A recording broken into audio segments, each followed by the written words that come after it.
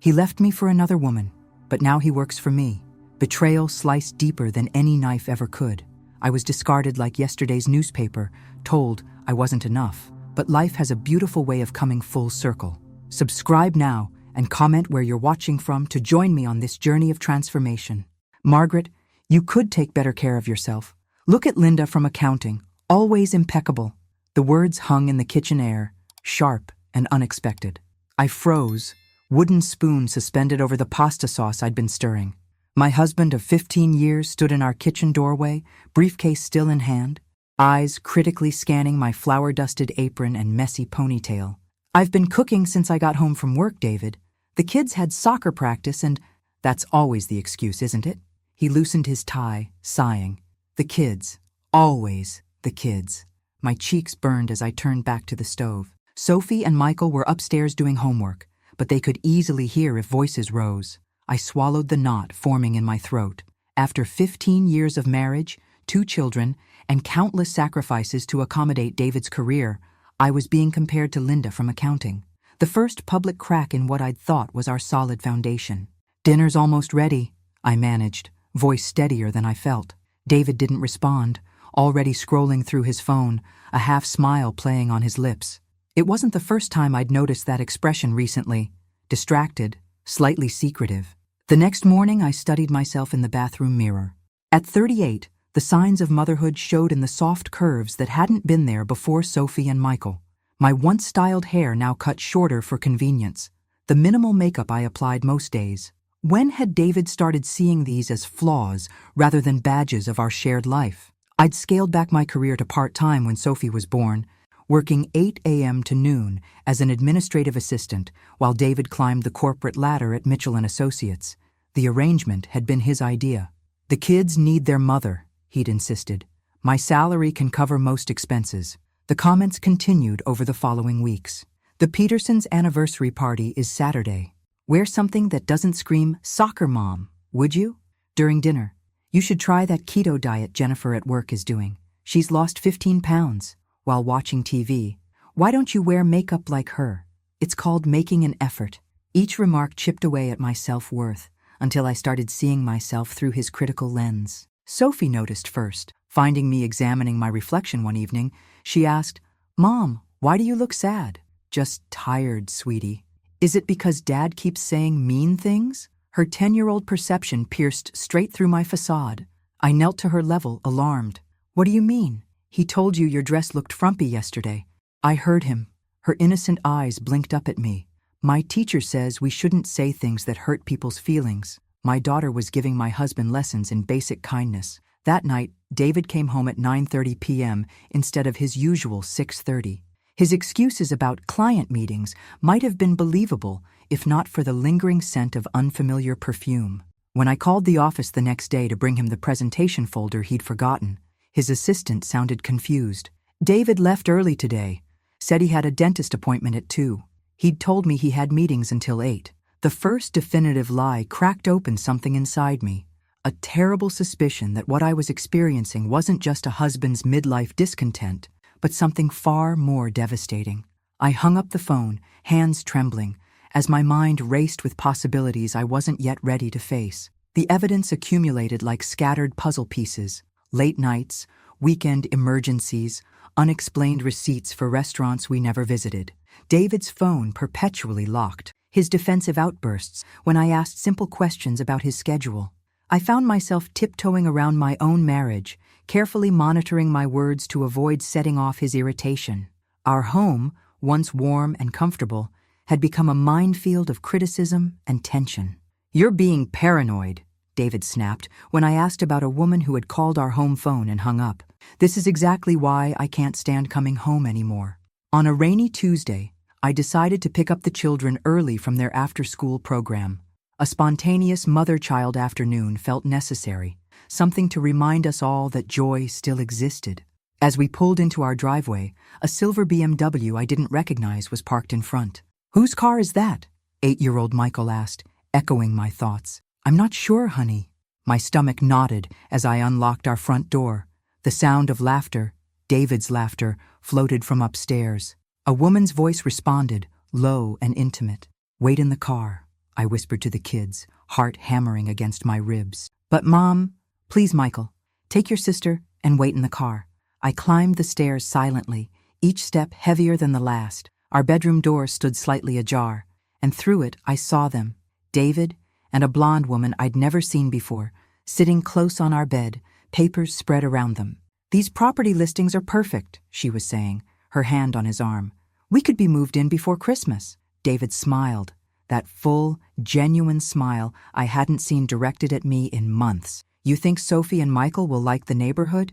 The mention of my children's names from this stranger's lips sent ice through my veins. I pushed the door open fully, making both heads snap up. "Margaret!" David stood abruptly. "You're supposed to be at work." The woman, young, maybe late 20s, perfectly made up, looked more annoyed than embarrassed. "And you're supposed to be faithful," I replied, voice surprisingly steady despite the earthquake happening inside me. "This isn't what it looks like," David started, then stopped, glancing at the woman who rolled her eyes slightly. "Really? Because it looks like you're planning to move somewhere with my children and whoever this is." My gaze shifted to her. "Do you have a name?" "Jessica," she said, extending her hand as if we were meeting at a business lunch. "I'm David's executive assistant." I ignored her hand, and apparently, much more. David stepped between us. "Margaret, can we discuss this like adults? Jessica, maybe you should go." She gathered her purse and the property listings, casting a pitying glance my way. "Don't make a scene. He was going to tell you soon anyway." After she left, David didn't deny anything. He simply said, "You've changed, Margaret. You stopped trying years ago." What did you expect? I stared at this stranger wearing my husband's face. I expected the vows we made to mean something. "The kids are waiting in the car," I added, turning to leave.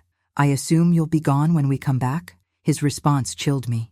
"Actually, I think you and the kids should go.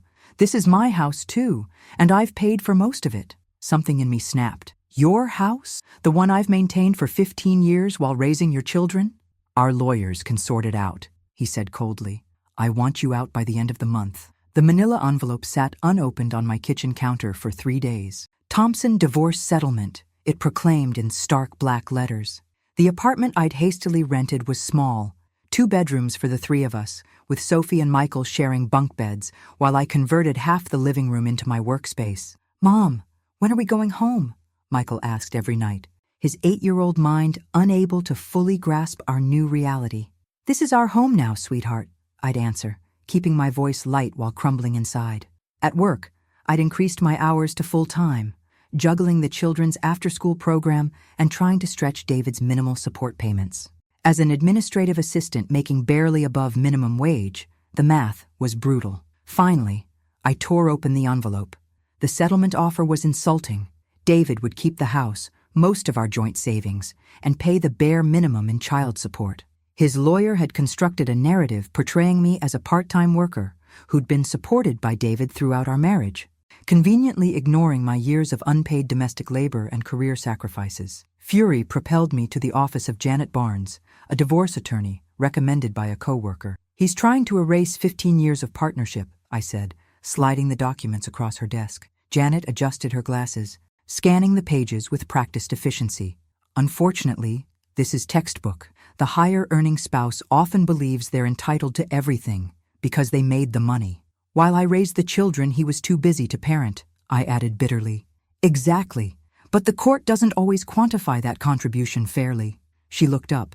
"Do you have any documentation of your household management, evidence of your career sacrifices?"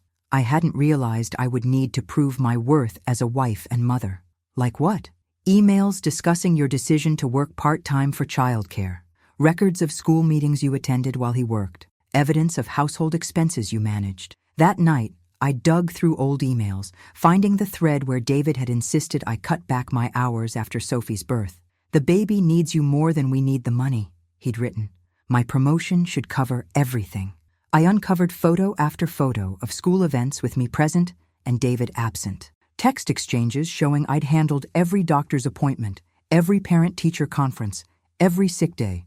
The most damning evidence came from our family calendar, where I'd meticulously noted each time David canceled family obligations for work, hundreds of instances over years. When I presented this documentation to Janet, she smiled for the first time. This changes things. 2 weeks later, David's smug expression fell as Janet methodically demolished his narrative in mediation.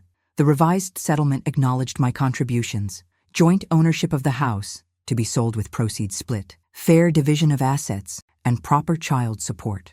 As we left the mediator's office, David grabbed my arm. "You didn't have to embarrass me like that." I removed his hand firmly. "I didn't embarrass you, David. You did that yourself when you decided our vows were optional." "Jessica's pregnant," he blurted, watching for my reaction. The news should have devastated me. Instead, I felt oddly calm. "Congratulations. I hope you're a better husband to her than you were to me." His face flushed. "I was a great husband until you let yourself go." "No, David, you were never great. I just never expected more." I walked away, shoulders back, leaving him sputtering excuses to an empty hallway. That night, I called my sister Karen in Chicago. We weren't especially close. David had always discouraged excessive family visits, but I needed family now more than ever. "I knew something was wrong when you stopped calling," she said after I explained everything. Mom thought so too. The mention of our mother, 3 years deceased, brought unexpected tears. "I should have reached out sooner." "Come stay with us for a while," Karen offered.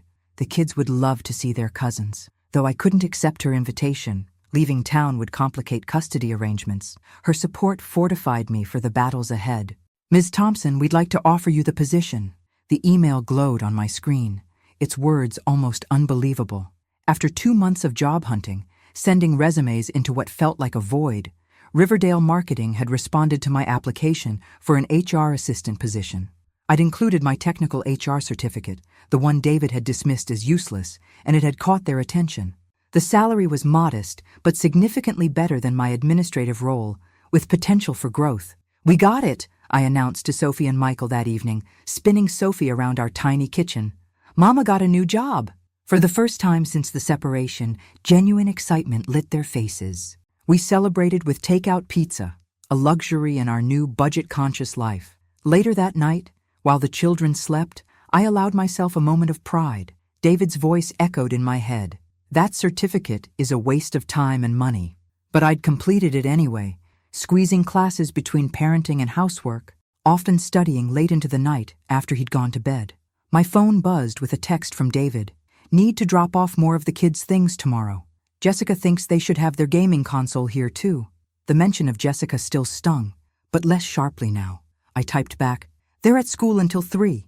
I'll be at work until 5. "New job?" he replied immediately. I hesitated, then typed, "Yes, HR position at Riverdale Marketing." 3 dots appeared, disappeared, then, "Using that certificate thing finally? Good for you." The condescension was palpable. I didn't respond. The following day, my new boss Elaine showed me around Riverdale's offices. "We're small but growing fast," she explained. "That's why we need someone with HR training to help formalize our processes." "I'm excited to put my certificate to use," I said, following her through the open workspace. "Experience as a mom counts too," Elaine added with a wink. "Best management training there is." By the time I picked up the children, a curious lightness had settled in my chest. For the first time in years, someone had valued my complete self, not just the parts that served them. At home, David's SUV sat in the visitors' parking. He leaned against it, scrolling through his phone. A flash of familiar irritation crossed his face when he saw us approach. "You're late," he said by way of greeting. "Nice to see you too," I replied evenly. "Kids, say hello to your father." Sophie rushed to hug him while Michael held back, hovering near my side. The change in our sensitive son worried me. He'd grown increasingly quiet around David. "I brought your game stuff," David said, opening his trunk.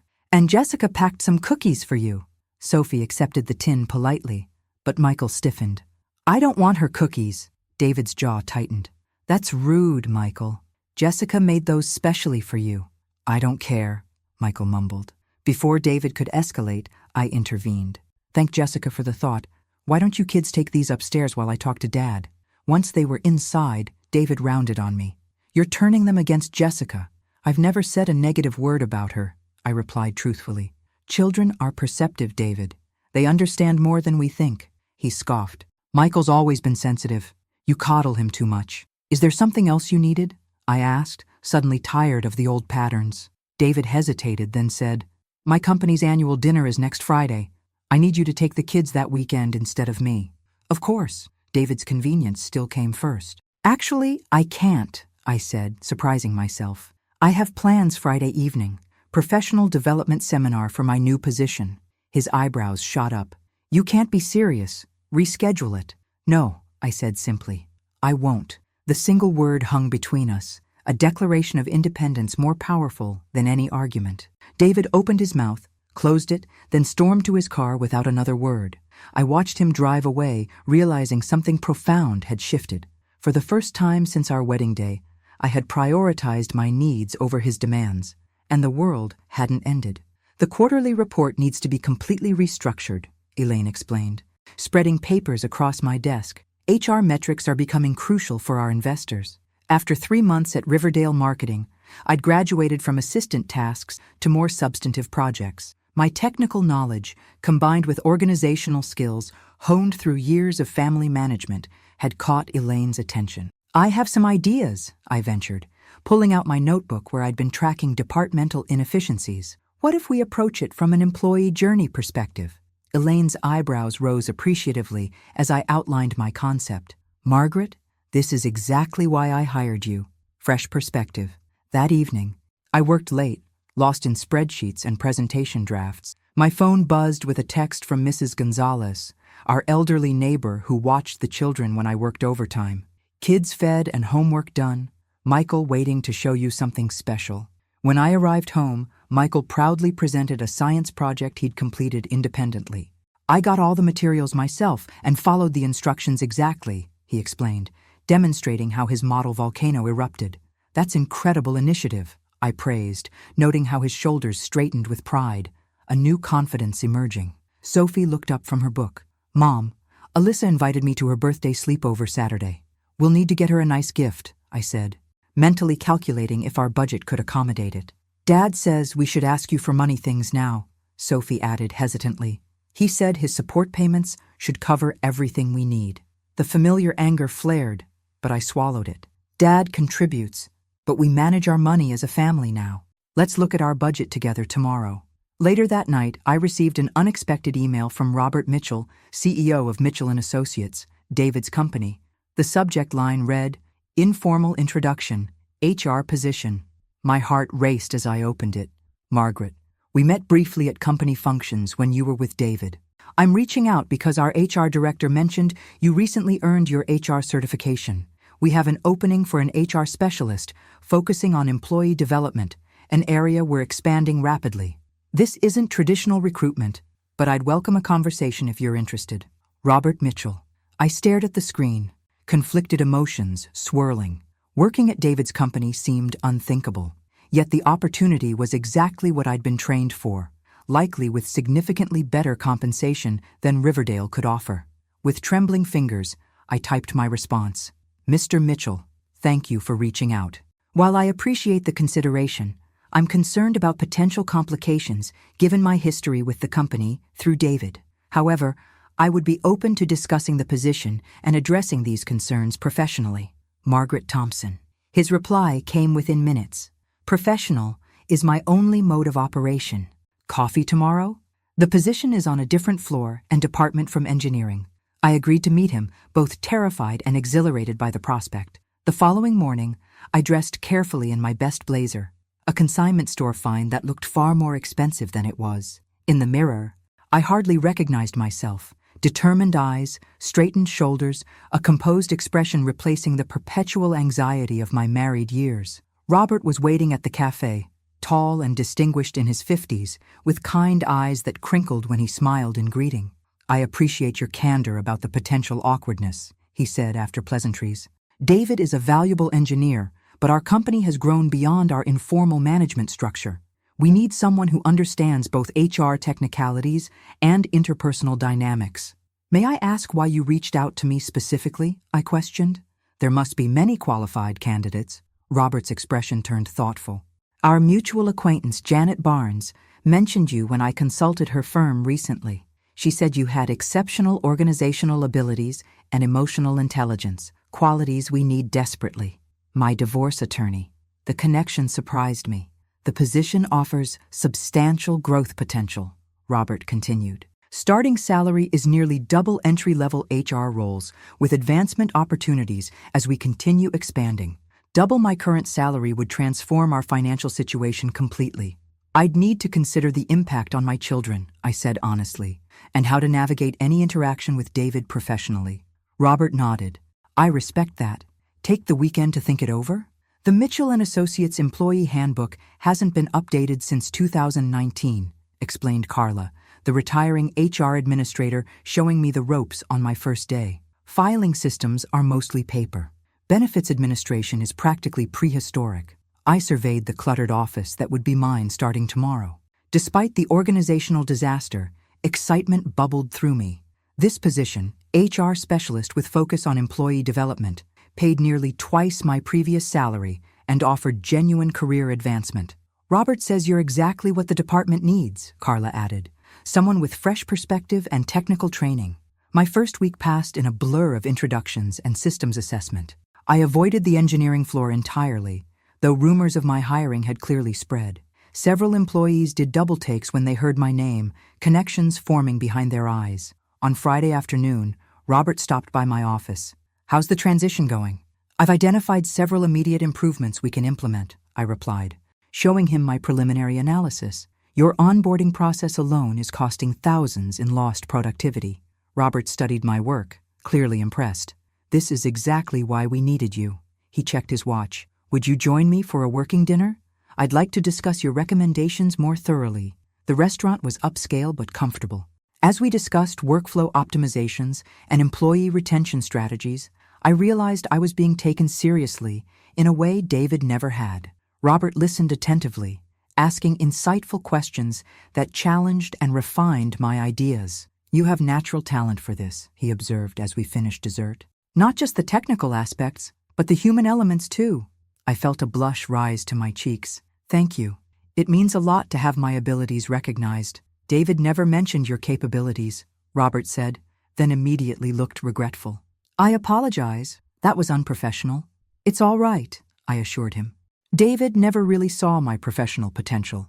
He preferred I focus on family management. Robert nodded thoughtfully. Their loss, our gain. The inevitable confrontation with David came the following Tuesday. I was reviewing benefit packages when my office door swung open without a knock. What the hell are you doing here? David demanded, face flushed with anger. I straightened in my chair, grateful for the desk between us. Working. Please schedule an appointment if you need HR assistance. This is ridiculous, he sputtered. You can't work here. This is my company. Actually, it's Robert Mitchell's company, I corrected calmly. And he hired me based on my qualifications. David's eyes narrowed. So that's your game? Sleeping with the boss for revenge? The accusation, so hypocritical coming from him, might once have reduced me to tears. Instead, I felt only a cool anger. That comment constitutes workplace harassment, I stated evenly. I've documented it and the time of this unprofessional intrusion. Would you like me to file it formally, or would you prefer to leave my office immediately and pretend this never happened? He stared at me, seemingly unable to recognize the woman before him. Professional, composed, unintimidated. This isn't over, he finally muttered, backing toward the door. Actually, David, it is. I returned to my computer screen, dismissing him as he had dismissed me countless times. That evening, while preparing dinner, Sophie asked the question I'd been dreading. Mom, if the house sells, where will we live? The family home had been on the market for 6 weeks, part of our divorce settlement. Despite its emotional complications, I felt a twinge of loss thinking about strangers living in the space where my children had taken their first steps. We'll find a nice place with your input, I promised. The proceeds from the sale will help us make a fresh start. Michael looked up from his homework. I don't like Dad's new apartment. The walls are too thin, and I can hear everything. The children's weekend visitations with David had been tense affairs. Jessica's presence complicated matters, her pregnancy now visibly showing. A tangible reminder of David's new life. Dad says we'll move to a bigger place after the baby comes, Sophie reported, carefully gauging my reaction. That sounds nice, I managed neutrally. Later, after tucking the children in, I received a text from my sister. House hunting this weekend? Along with photos of listings she'd found online in our area. Karen's long-distance support had become my lifeline, regular calls and practical help keeping me anchored when I felt adrift. I'd even reconnected with our cousin Amy who lived nearby, creating a small but meaningful family support network I'd neglected during my marriage. That night, studying my reflection while preparing for bed, I noticed subtle changes. 6 months post-divorce, the perpetual worry lines between my brows had softened. My posture had straightened, movements more deliberate and confident. Most notably, my eyes held a clarity that had been missing for years. When Sophie wandered in to say goodnight, she noticed too. "You look different, Mom. Prettier." I hugged her close. "Not prettier, sweetheart. Just more myself. The employee satisfaction scores increased 8% since implementing your programs," Robert announced, sliding the quarterly report across the conference table. 6 months into my role at Mitchell & Associates, my initiatives were showing measurable results. "The mentorship program has been particularly successful," I added, highlighting the relevant section. "Retention in engineering is up 15%. The executive team nodded appreciatively. David, required to attend as department lead, stared stonily at his laptop. His hostility had evolved into frigid professionalism after Robert personally addressed his initial outburst. "Margaret, we'd like you to present these findings at the quarterly leadership meeting," Robert concluded. "Your insights deserve wider recognition." Pride swelled in my chest as the meeting adjourned. In the hallway, Lisa from accounting fell into step beside me. "That was impressive," she said warmly, "especially with your ex glaring daggers the whole time." I'd made several genuine friends at the company, particularly women who'd experienced David's subtle condescension firsthand. "I've developed immunity," I joked. Though, truthfully, his disapproval now felt almost irrelevant, a mosquito bite where once it would have been a crushing blow. That evening, I arrived home to find Sophie and Michael chatting animatedly with Mrs. Gonzalez about their day. Our apartment, once a temporary refuge, had become a genuine home, smaller than our previous house, but filled with laughter and growing confidence. "Mom!" Michael exclaimed. "I got selected for the science team. Only 3 third-graders made it." "That's fantastic." I swept him into a hug, his skinny frame vibrating with excitement. "Can we celebrate with pizza?" Sophie suggested hopefully.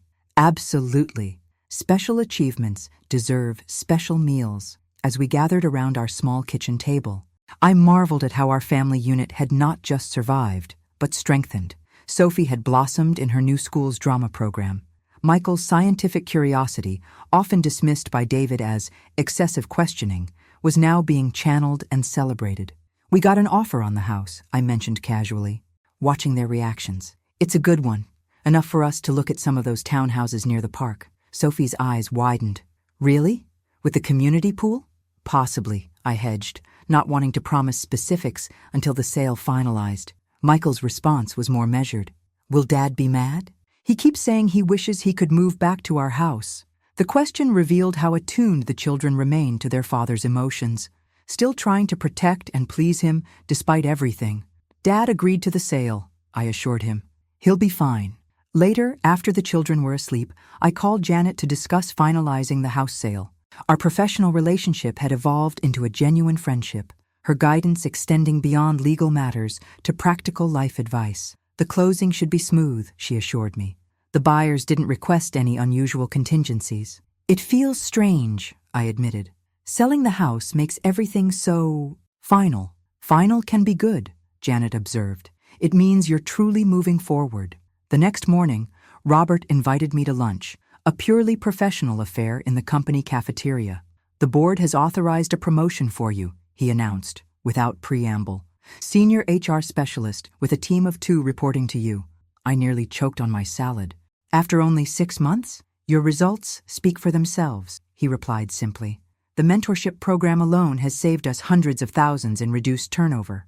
Though thrilled, caution made me ask, "Won't this seem like favoritism? I'm still relatively new." Robert's expression turned serious. I anticipated that concern. "That's why I recused myself from the decision. The board reviewed your accomplishments independently and made the determination." His foresight impressed me, his awareness of how my rapid advancement might appear, especially given David's presence in the company. "The optics matter," he acknowledged. "We've documented everything thoroughly to ensure transparency. Your achievements merit recognition, Margaret. Don't let concerns about perception diminish that. His words resonated deeply. How many times had I diminished my own accomplishments out of fear of how they might be perceived?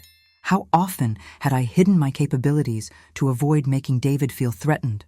I accept, I said firmly, feeling another internal barrier dissolve. When do I start? Next month. It gives you time to train your replacement and prepare for your expanded responsibilities. As I walked back to my office, I passed the engineering department. Through the glass walls, I glimpsed David in a heated discussion with another engineer. His face flushed with the same impatience I'd endured for 15 years. For the first time, I felt not anger or hurt, but something approaching pity. David remained exactly who he'd always been, while I had finally broken free to become who I was meant to be. The champagne glasses clinked as the executive team celebrated the company's most profitable quarter to date. After 18 months at Mitchell & Associates and nearly 2 years since my divorce, I'd been promoted to HR manager, overseeing a team of 5 and reporting directly to the HR director. To Margaret, Robert toasted, whose initiatives have transformed our company culture. I accepted the accolades graciously, still sometimes surprised by my new reality. The sale of our family home had provided enough for a down payment on a comfortable townhouse. Sophie and Michael attended excellent schools with robust extracurricular programs. Financial anxiety, my constant companion for so long, had receded. The engineering team deserves recognition too, I added diplomatically. Their innovation drove much of our growth. David, standing stiffly at the edge of the group, nodded curtly at this acknowledgement. Our professional interactions remained coolly correct, though I'd noticed a gradual shift from outright hostility to reluctant respect. Later that evening, as the gathering wound down, Robert walked me to my car. "I've been meaning to ask," he said hesitantly. "Would you consider having dinner with me Saturday? Not a working dinner, just dinner." The invitation caught me off guard. At 54, Robert was 16 years my senior, distinguished and kind. I'd noticed his interest, but had deliberately maintained professional boundaries. "I'd need to arrange childcare," I replied, neither accepting nor declining. "Of course, no pressure. I just enjoy your company." His smile was warm but respectful. At home, I found myself surprisingly nervous discussing the invitation with Sophie and Michael. "Like a date?" Sophie asked, eyes widening. At almost 12, she was acutely aware of social dynamics. "Yes, I suppose it is," I admitted. "Is that allowed? Since he's your boss?" Michael questioned pragmatically. "It's complicated," I explained. "There are proper procedures. I'd need to disclose any relationship to the board." Sophie twirled a strand of hair thoughtfully. "Do you like him?" The question gave me pause. Did I? Robert was intelligent, respectful, and genuinely kind, qualities I'd come to value deeply. "I think I could," I answered honestly. "But my priority is you two. Dad's with Jessica," Sophie pointed out. "And they had their baby. Why can't you date too?" Michael's response was more measured. "Will people at your work think you got promoted because you're dating the boss?" His perceptiveness startled me. "That's a very mature question, Michael. It's something I need to consider carefully." I called Janet later that night for advice. "Is dating Robert professionally suicidal?" I asked bluntly. "Not if handled properly," she replied. "Document your accomplishments thoroughly. Ensure the board knows about the relationship and consider how it affects the children." I spent the week weighing the decision carefully. Robert's position created undeniable complications, yet I couldn't ignore the genuine connection between us. "I've spoken with the board about the potential conflict of interest," Robert told me when I raised my concerns. "They've implemented a structure where your performance reviews and compensation decisions would be handled by the executive committee, not me directly." His thoughtfulness in anticipating the ethical concerns impressed me deeply. Saturday evening found me dressed in a simple black dress, feeling strangely vulnerable. Dating at 39, post-divorce, with 2 children, seemed impossibly complicated. Robert chose an intimate restaurant away from our usual business haunts. Conversation flowed easily as we discussed books, films, and his passion for sailing, personal topics we'd never broached professionally. "I should tell you," he said as dessert arrived, "I've admired you since well before you joined the company." I raised an eyebrow questioningly. "The holiday parties," he explained. "You were always so gracious despite David's behavior." "You noticed?" I asked, surprised. "Many did. David has technical brilliance but lacks certain interpersonal skills." He paused. "I hope that's not uncomfortable to hear." It's actually validating, I admitted. For years, I thought I was oversensitive or imagining things. Gaslighting is insidious that way, Robert observed softly. The understanding in his eyes nearly undid me. Someone had seen, had witnessed what I'd endured without my having to explain or justify. As he walked me to my door later, Robert kept a respectful distance. I'd like to see you again, Margaret, but I understand if the situation is too complicated. I considered his words, appreciating his patience. I'd like that too, but slowly, for the children's sake. He nodded, squeezing my hand gently before departing. Inside, Mrs. Gonzalez reported that the children had been perfect. After she left, I found Sophie still awake, pretending to read. Was it nice? She asked immediately. Yes, I admitted, sitting beside her. It was very nice. You're smiling differently, she observed, like before when I was really little. Her perceptiveness brought tears to my eyes. Am I? Yeah. Dad never makes that smile happen anymore. She yawned. I like Robert. He always asks about my drama club and remembers the details. There will be some complications if we continue seeing each other, I explained carefully. Because he's my boss. Sophie considered this with surprising maturity. But you got all your promotions before you started dating, right? So people can't say it's because you're his girlfriend. That's right, I confirmed, touched by her understanding. But people might think that anyway. That's dumb, she declared with 12-year-old certainty. You're the smartest person I know. As I kissed her goodnight, I realized Robert had indeed asked about my children at dinner. Not perfunctory questions, but specific inquiries about Sophie's upcoming play and Michael's science competition. He'd listened to my answers attentively, without the impatience David had always displayed when conversations centered on the children. The Mitchell & Associates annual company picnic will be held at Riverside Park next Saturday, I announced to the executive team. Family-friendly activities are scheduled throughout the day, with team-building exercises for departments in the morning. As HR manager, I'd revamp the traditionally dull company gathering into a genuinely anticipated event. 2 years into my tenure at Mitchell & Associates, employee satisfaction scores had reached record highs. Excellent work on the arrangements, Robert commented, his professional tone revealing nothing of our personal relationship, which had developed gradually over 6 months of quiet dinners and family outings with the children. We'd disclosed our dating status to the board appropriately, establishing clear boundaries between our professional and personal interactions. Robert had voluntarily recused himself from all decisions regarding my performance reviews and compensation, with those responsibilities transferred to the executive committee. HR will arrive early to coordinate setup, I continued.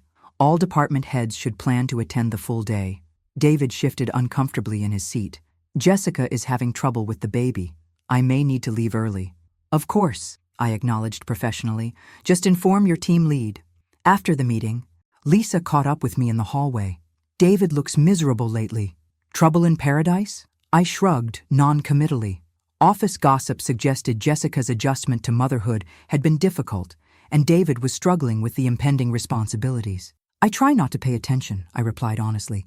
The day of the picnic dawned sunny and perfect. Sophie and Michael helped me transport supplies to the park, excited to participate in the children's activities. Is Robert coming? Michael asked, arranging name tags alphabetically, his idea for improving check-in efficiency. He'll be here soon, I confirmed, smiling at my son's organizational instincts. At 10, he was showing remarkable administrative abilities. Robert arrived as promised, casually dressed in khakis and a polo shirt, carrying additional supplies. Reinforcements have arrived, he announced, making the children laugh. As the park filled with employees and families, I circulated professionally, ensuring activities ran smoothly. From across the lawn, I spotted David arriving with Jessica, who carried their infant daughter with visible exhaustion.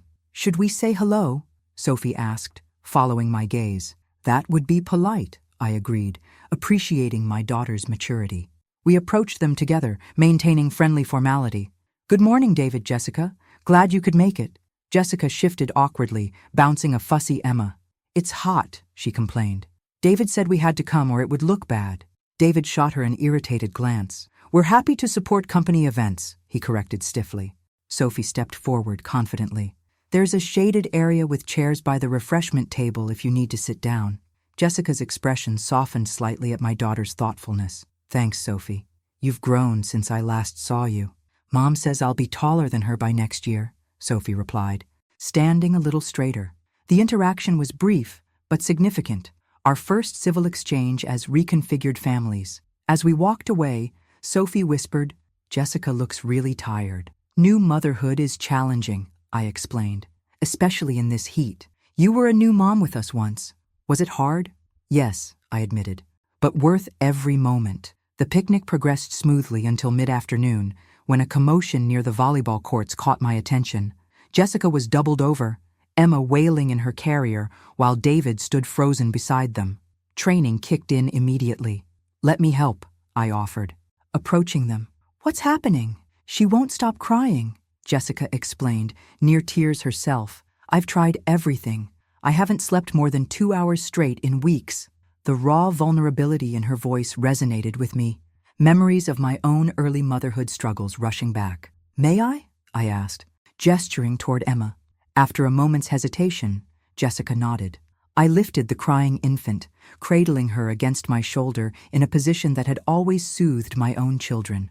"Sometimes they just need a different energy," I explained, pacing slowly. "When you're exhausted and frustrated, they sense it." Gradually, Emma's cries subsided to hiccuping whimpers, then silence. Jessica watched with equal parts relief and dejection. "Even a stranger can calm her better than I can," she whispered.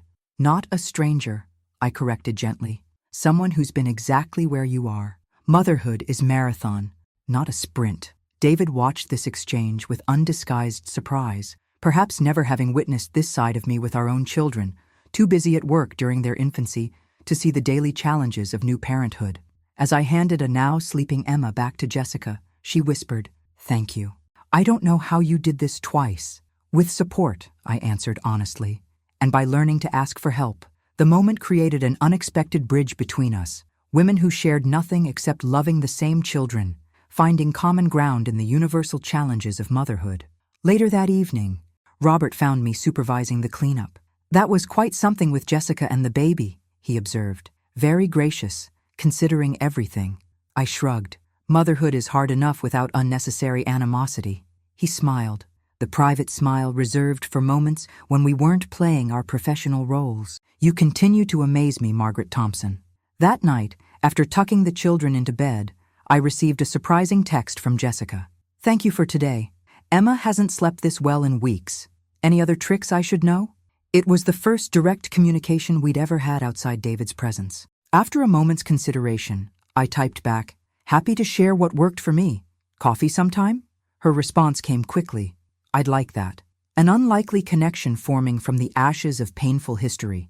Not friendship exactly, but a recognition of our shared humanity that transcended the circumstances that had brought us into each other's lives. "The board has unanimously approved your promotion to Assistant HR Director," Robert announced, his professional demeanor maintained, despite the pride evident in his eyes. "Effective immediately."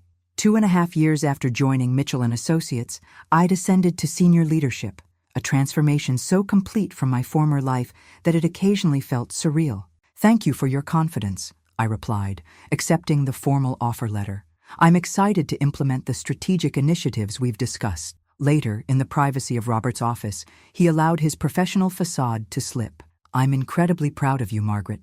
This promotion is entirely earned through your exceptional work." "It means a lot to hear that," I admitted. For so long, I believed David's narrative that I wasn't capable of significant achievement. Robert's expression darkened slightly. "His greatest failure was underestimating you." The promotion came with substantial benefits: increased salary, stock options, and greater strategic input into company decisions. The financial security it provided for my children was a triumph I savored deeply. Our relationship had progressed naturally over 15 months, his patient approach winning my children's trust completely. We'd been careful to maintain clear boundaries between our professional and personal lives, with the executive committee handling all decisions regarding my advancement. That evening, I celebrated with Sophie and Michael at their favorite restaurant. At 12 and 10, they were blossoming into thoughtful, confident individuals, their earlier divorce trauma largely healed. "Does this mean you're like, is this super important now?" Sophie asked, twirling pasta on her fork. "It means more responsibility," I explained, "and that hard work and perseverance matter." Michael looked up from his notebook where he'd been calculating percentages, a habit he'd developed since I'd started discussing my work achievements. Your salary increased approximately 25% with this promotion, he observed. That's statistically significant. I laughed at his analytical approach. Yes, it certainly is. Sophie's expression turned more serious. Dad called yesterday. He wants us to have dinner with him and Jessica this weekend. The news wasn't entirely unexpected. After our interaction at the company picnic 4 months ago, Jessica and I had established a cautious rapport. We'd met for coffee twice, awkward encounters that gradually evolved into genuine exchanges about motherhood and the challenges of blended families. How do you feel about that?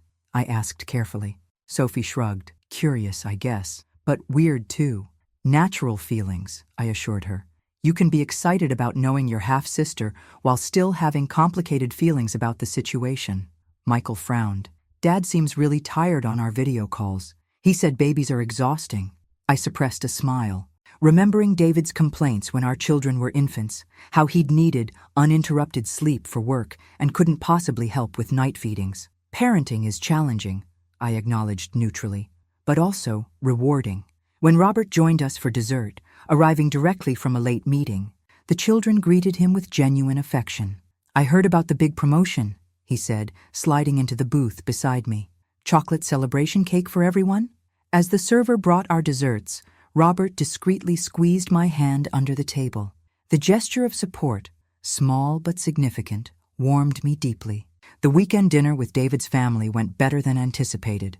Their apartment was cluttered with baby paraphernalia, but Jessica had made a visible effort to create a welcoming atmosphere. Thank you for bringing them, she said, genuinely appreciative. David's been talking about this dinner all week. I noted the dark circles under her eyes, the familiar exhaustion of new motherhood. How's Emma sleeping these days? Better since I started using that bedtime routine you suggested. Her gratitude was genuine. The white noise machine was a game changer. The children were initially reserved with Jessica, but melted when Emma, now 8 months old, reached for them with gleeful recognition. David appeared from the kitchen, more disheveled than I'd ever seen him during our marriage. Congratulations on the promotion, he said, an unreadable expression crossing his face. Assistant director. That's impressive. Thank you, I replied simply. As the evening progressed, I observed David's interactions with Jessica. The same impatience he'd shown me, the subtle criticisms, the expectations that she should handle everything child-related while maintaining the household. During a moment alone in the kitchen, Jessica confided, I don't know how you did this for 15 years. I'm barely managing after 8 months. The comment wasn't accusatory, but genuinely bewildered, a recognition of strength she hadn't previously acknowledged in me. You learn to set boundaries, I offered, or eventually you break. She nodded thoughtfully. I'm working on that. It's harder than I expected. As we prepared to leave, David surprised me by asking quietly, how did you balance everything? When they were little? The question, honest and vulnerable, deserved an equally honest answer. I didn't most of the time. I just did the best I could while you were focused elsewhere. His face registered something like recognition, perhaps the first genuine moment of understanding since our divorce. Driving home, Sophie observed perceptively, Dad seems different with Jessica than he was with you, less bossy. People change, I suggested, though privately wondering if David had indeed changed or if Jessica simply demanded different treatment than I had accepted. I'm glad we visited, Michael concluded. But I'm also glad to go home. Home, our secure, peaceful space where each family member was valued and heard. As we pulled into our driveway, Robert's car was visible. He'd offered to prepare dinner during our absence. The contrast between the chaotic apartment we'd left and the warm, organized home we were returning to couldn't have been more striking. 3 years after my world had seemingly ended with David's betrayal, I'd created something far better than what I'd lost. The annual leadership retreat was held at a scenic mountain resort, with 30 company executives participating in strategic planning sessions. As assistant HR director, I led workshops on organizational development and succession planning, areas where my expertise had significantly impacted company growth. Margaret's team has reduced turnover by 40% while improving productivity metrics across departments. Robert highlighted during his opening address, her data-driven approach to human capital management has transformed our operations. Professional pride filled me as I presented our 2-year projections. At 41, I'd developed a reputation as an innovative HR strategist, occasionally receiving recruitment inquiries from competing firms, a far cry from my days of employment uncertainty. During the evening networking event, I circulated comfortably among colleagues, no longer the tentative newcomer, but a respected executive whose opinion carried significant weight. "Margaret," a familiar voice interrupted my conversation with the marketing director. David stood nearby, looking uncharacteristically uncertain. "Could I speak with you privately?" Excusing myself, I joined him on the terrace overlooking the valley. "Is everything all right? Are the children okay?" They were staying with my sister Karen during this 3-day retreat, an arrangement that had worked surprisingly well. "They're fine," he assured me quickly. "This is professional." I waited expectantly as he gathered his thoughts. "I've been offered a position at Westlake Technologies," he finally said. "Senior Engineering Manager. It would mean relocating to Portland." The implication was immediate. Moving would impact his visitation with Sophie and Michael, now 13 and 11. "Have you discussed this with the children?" I asked carefully. "Not yet. I wanted to." He hesitated. "Get your perspective first." The David I'd been married to would never have consulted me about career decisions. This request for input represented significant evolution. "The children are established in their schools and activities here," I said thoughtfully. "A long-distance relationship would be challenging for everyone." He nodded, running a hand through hair now showing traces of gray. "Jessica feels the same way, and Emma's just starting to build a relationship with Sophie and Michael." I considered his dilemma with surprising objectivity. "Is the opportunity significantly better than your current position?" "Somewhat higher salary but similar responsibilities," he admitted. "I thought it might be easier, not working under your authority structure." The honest acknowledgement of his discomfort surprised me. "That's understandable," I conceded.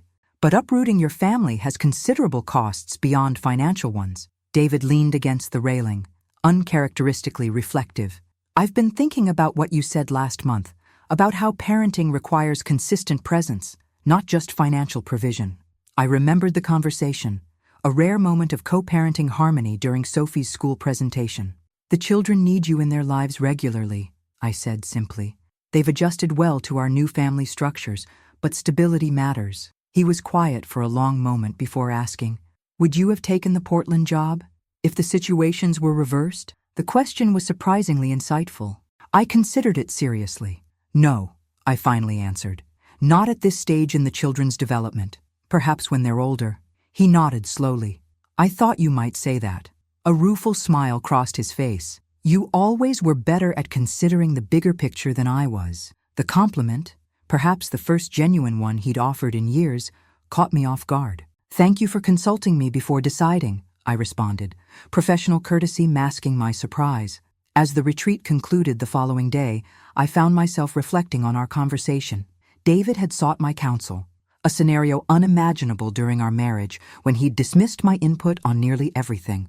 That evening, returning home, I found Robert waiting with the children, who greeted me enthusiastically with tales of their weekend activities. Later, after they'd gone to bed, Robert and I enjoyed a quiet moment on the patio. "You seem thoughtful tonight," he observed, pouring us each a glass of wine. "David asked my advice about a job offer," I explained, still processing the interaction. "It was unexpected." "You've earned his respect," Robert noted. "That's no small accomplishment given your history." I considered his words. "It's not about winning or validation anymore," I realized aloud. "It's just growth for all of us." Robert nodded, understanding as always. "You've built something remarkable from difficulty, Margaret. Not everyone manages that." The warm summer evening enveloped us comfortably as we discussed plans for the coming months. Robert had been gradually integrating into our family life, his patience and genuine interest in the children creating a foundation of trust and affection. "Sophie asked if you're coming to her debate tournament next weekend," I mentioned. "I wouldn't miss it," he assured me. "She's been practicing her arguments all week." His genuine enthusiasm for my children's activities, so different from David's perfunctory attendance at school events, remained one of his most endearing qualities. As we finished our wine, Robert reached for my hand. "I've been thinking about our future," he began tentatively. "The past year and a half have been the happiest of my life." My heart quickened at his tone. "Mine too," I admitted softly. I don't want to rush you or the children, he continued carefully, but I'd like us to consider making our family official. Not immediately, but when you're ready.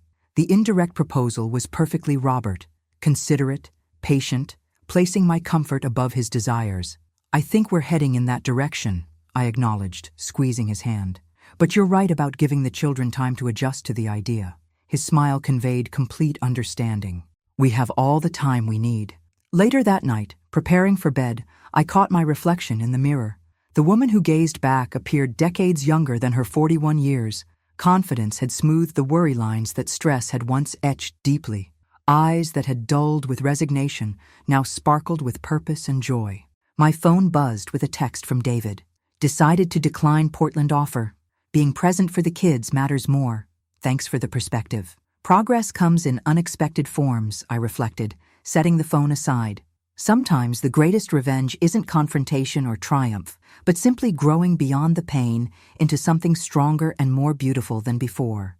I now pronounce you husband and wife, the officiant declared, as Robert and I completed our vows beneath an arch of summer roses. Sophie, serving as my maid of honor at 14, beamed beside me while Michael, now 12, stood proudly next to Robert as his best man.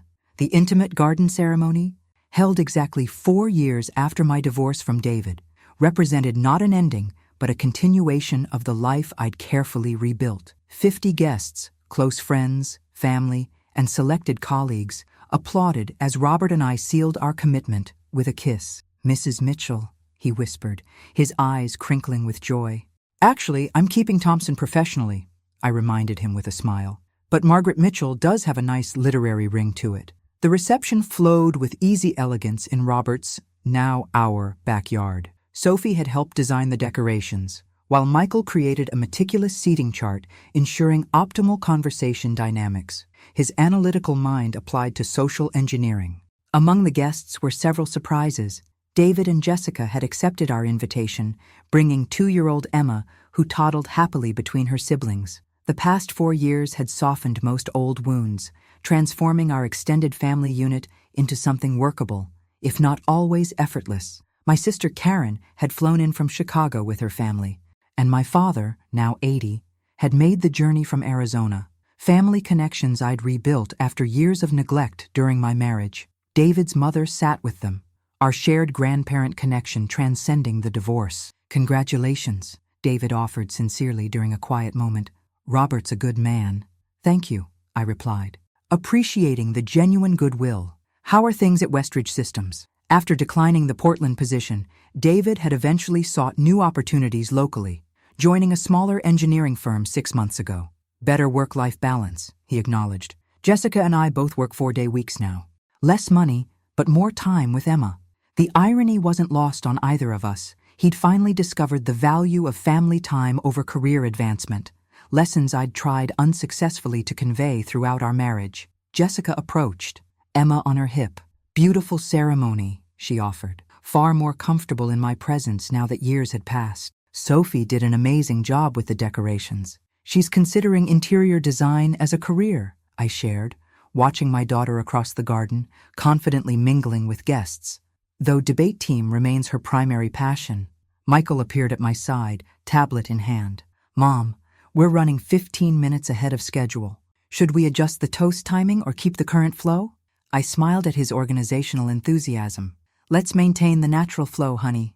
Not everything needs rigid scheduling. He nodded seriously. Organic scheduling parameters. Got it. As he hurried off to consult with the caterers, David remarked, He's so much like you. I never saw it before. He always was, I replied simply. He just needed space to show it. The evening progressed perfectly. Robert's heartfelt toast to our blended family, Sophie's surprisingly emotional speech about second chances, Michael's meticulously researched presentation on successful marriage statistics. As dancing began, Robert led me to the floor for our first dance. Happy? He murmured against my hair. Completely, I assured him, meaning it entirely. From my vantage point in Robert's arms, I could see the full tapestry of our interconnected lives. Sophie teaching Emma a simple dance step while Jessica watched gratefully. Michael deep in conversation with Robert's son Jason, now 21, and home from college for the wedding. my father chatting with Karen's husband, while David spoke animatedly with colleagues who had once been his superiors but were now simply peers in our complex social ecosystem.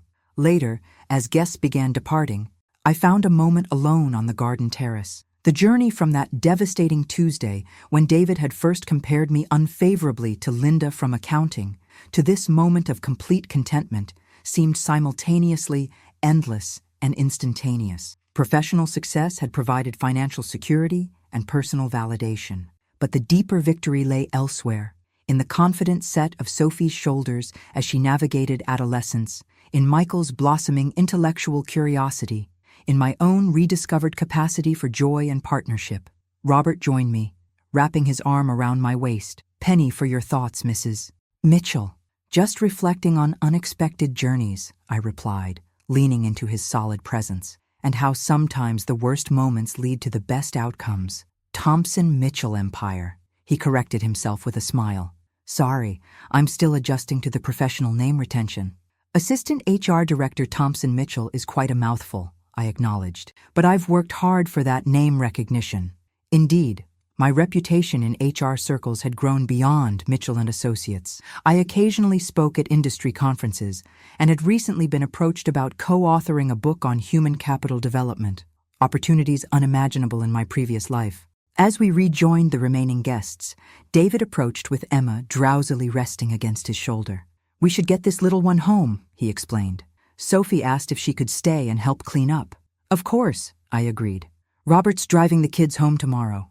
An awkward but not unpleasant moment passed between us, former spouses who had finally found equilibrium after years of turbulence. "I'm glad things worked out for you, Margaret," David said finally. "You deserve this happiness." The acknowledgement, perhaps the most honest we'd shared since our divorce, required no response beyond a simple nod. Later that night, after guests had departed and the children had retired to their rooms, Robert and I sat on the patio swing, contemplating the star-filled sky. "Did you ever imagine this outcome?" he asked curiously. "When you were going through the divorce?" I considered his question carefully. "Never. I was just trying to survive each day, rebuild some security for the children. Finding genuine happiness seemed impossible then." He nodded understanding. "Life rarely follows the paths we expect." "Thankfully," I added, smiling up at the man who had entered my life when I least expected it. The path from devastation to triumph hadn't been straight or simple. It had required courage to leave the familiar, strength to rebuild from scratch, and wisdom to recognize true value, both in myself and others. David had once seen me as inadequate, a disappointing supporting character in his life story. Now I recognized that I had always been the protagonist of my own narrative. I had simply needed to claim that role for myself. As Robert and I walked hand in hand into our home, our future, I carried not bitterness over past injuries, but gratitude for the journey that had led me here, to this moment of complete fulfillment that exceeded any limited vision of happiness I'd previously held. Sometimes losing what you thought you wanted becomes the greatest gift of all. Thanks for watching. Subscribe to our channel and don't miss the next video, with more stories that will touch your heart.